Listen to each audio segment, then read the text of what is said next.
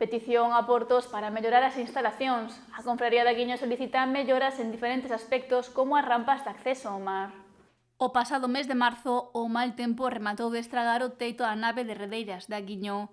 Logo deste incidente, o patrón maior da confraría local, José Antonio Santamaría, recordou que a entidade fixo varias peticións a Portos de Galicia para mellorar as instalacións portuarias. Estamos tratando, xa levamos desde o ano pasado, levando a cabo unhos, por decir, acordos, falando do tema de que necesitamos no Porto.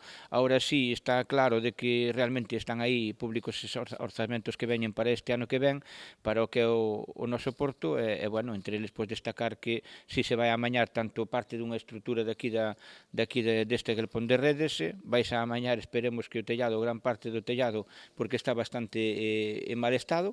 Outro punto a ter en conta son as rampas de acceso ao mar. O que levamos falado xa fai un ano de que agora daranlle lugar tamén ao que falamos das rampas, tanto a rampa cercana aquí a Alonsa, como tamén a rampa que está ali na beira do que é do astillero. Demandas que os profesionais precisan con urxencia, segundo precisou Santamaría. Como veñen este ano nos orzamentos da Xunta de Portos de Galicia, sabemos que vai ir sí ou sí.